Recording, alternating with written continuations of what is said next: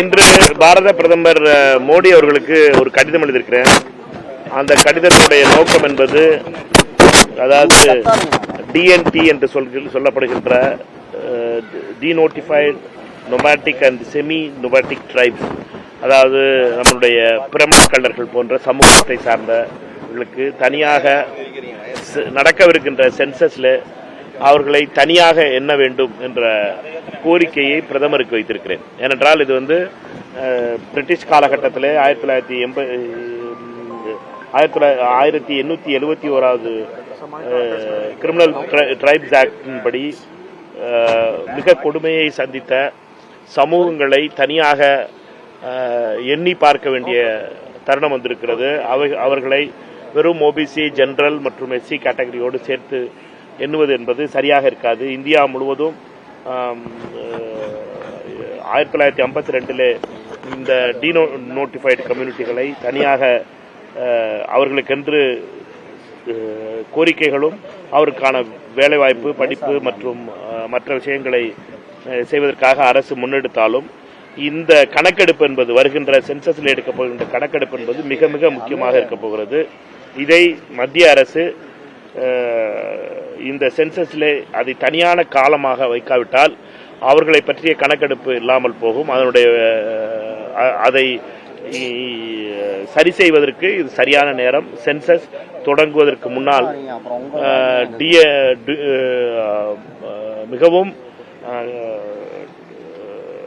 கஷ்டப்பட்ட அந்த சமூகங்களுடைய மக்களை தனியாக எண்ண வேண்டும் என்ற கோரிக்கையை பாரத பிரதமருக்கு கடிதம் மூலம் என்று தெரிவித்துக் கொள்கிறேன்.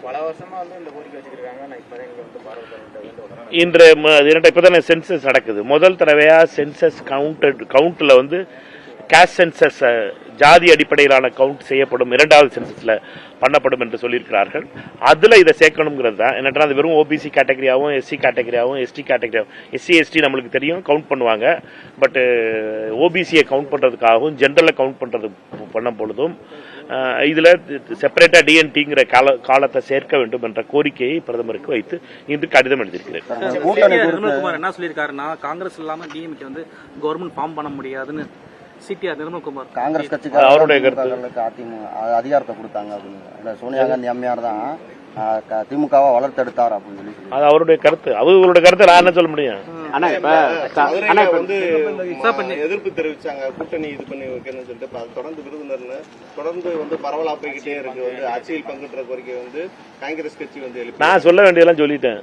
சரியா, நீங்க அதை போட்டு திருப்பி பேசிக்கிட்டு எவ்வளவு ஒரு முக்கியமான விஷயத்தை பேசிக்கிட்டு இருக்கீங்க. நீங்க திருப்பி பழைய விஷயத்துக்கு போயிட்டு இருக்கீங்க. கோரிக்கை தலைமைக்கு தெரியுமா? நீங்க இந்த ஆட்சியில் பங்குன்ற ஒரு கோரிக்கை தலைமை தான் கேட்டுச்சுல. 17ஆம் தேதி தலைமையிட்ட உட்கார்ந்து பேசிட்டு தானே வந்தோம். ராகுல் காந்தி அவரோட கருத்து என்னன்னு மாணிக்கம் அவர் பெரிய ஆளான்னு சொல்லி சொல்றாரு செல்வ பிறந்தகை. அதெல்லாம் அண்ணனை பொறுத்த வரைக்கும் அதெல்லாம் ஒண்ணும் அண்ணனுக்கு தம்பிக்கு ஒன்னும் பிரச்சனை, பெரிய பிரச்சனை இல்லை. நடவடிக்கை எடுக்கப்படும் சொல்லி சொல்றாரு. அதெல்லாம் கிடையாது. நடவடிக்கை எடுக்கப்படும். அதெல்லாம் நீங்க பத்திரிகையாளர்கள் பெருசாக்கிட்டு இருக்காத. அண்ணனுக்கு தம்பிக்குமான ஒரு பிரச்சனை ஒண்ணு. நாங்கெல்லாம் சகோதரர்கள். காங்கிரஸ் கட்சியில ராகுல் காந்தி அவர்களுடைய தலைமையில கார்கே அவர்களுடைய தலைவராக ஏற்று காங்கிரஸ் கட்சியை பலமான கட்சியாக மாற்றுவதற்காகவும் காங்கிரஸ் தொண்டர்களுடைய பலமான காங்கிரஸ் கட்சியை உருவாக்குவதற்குமான எங்களுடைய முயற்சிகள். இதுல நீங்க எல்லாரும் எதுவும் சிந்து முடிச்சு விடாம பிரச்சனை. ராகுல் காந்தி அவர்களோட கருத்து ஆட்சியில் பங்குல ராகுல் காந்தி அவர்களுடைய நீங்க தான் கேட்கணும் அவர்கிட்ட. சார், நீங்க ட்விட்டர்ல அச்சமில்லை ஒரு வாசகத்தை போட்டீங்க. காலையில குட் மார்னிங் மெசேஜ் போடுறாங்க. காலையில குட் மார்னிங் மெசேஜ் போடுறாப்ப நான் டெய்லி ஏதாச்சும் ஒரு மெசேஜ் போடுவேன். அதுல புகார் அளிக்க போறாங்க.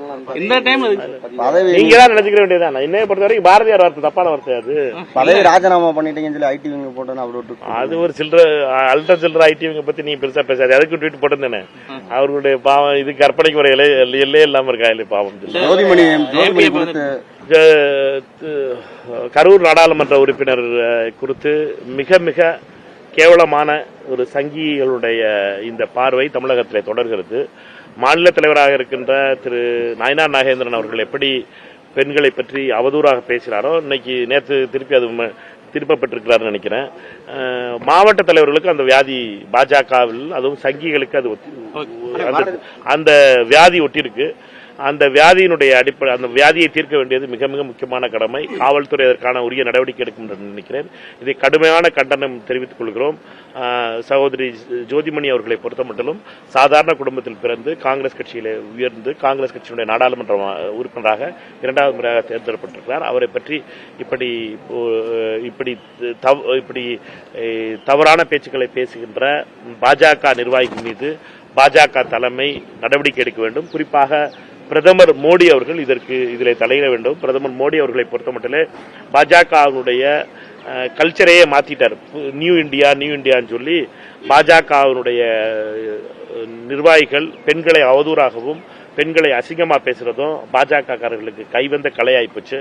பாஜக காரர்கள் மீது பாஜக RSS கல்ச்சர் ஆயிருச்சு. இது இந்த கல்ச்சருக்கு முற்றுப்புள்ளி வைக்கணும். இதற்கு பிரதமர் அவர் மேல நடவடிக்கை எடுக்கும். ரவுடி வேணுகோபால் வந்து சர்தார் வல்லபாய் பட்டேல் ரேஞ்சுக்கு வந்து காங்கிரஸ் போற்றும் நிலை வந்து மணிசங்கரேலுக்கு வயசாகி போச்சு. அவருக்கு என்னன்னா அவரோட வயது மூர்ப்பு காரணமா ரொம்ப பாவம் ஃப்ரஸ்ட்ரேஷன்ல இருக்காரு. அவரை பத்தி விடுங்க. ஆனா காங்கிரஸ் கட்சி வரக்கூடிய தேர்தலை வந்து வளர்ச்சிக்காக எடுக்க போதா இல்ல வெற்றிக்காக எடுக்க போதா? காங்கிரஸ் கட்சி தமிழகத்தினுடைய நன்மைக்காக இருக்க போகுது. தமிழகம் நாங்க வந்து இந்தியா கூட்டணி வந்து தமிழகத்தினுடைய நன்மைக்காக போராடுறோம். எங்களை பொறுத்த மட்டும் இந்த போராட்டம் தமிழக முதலமைச்சர் சொல்லியிருந்த மாதிரி இந்த போராட்டம் வந்து டெல்லிக்கான போராட்டம். டெல்லிக்கு தமிழ்நாடு வெர்சஸ் டெல்லிங்கிறது தான் நாங்கள் போராடிக்கிட்டு இருக்கோம். எங்களை பொறுத்த மட்டும் நம்பிக்கை இருக்கு. மிக முக்கியமான இந்த தேர்தலில் தமிழகம் வெற்றி பெறும்.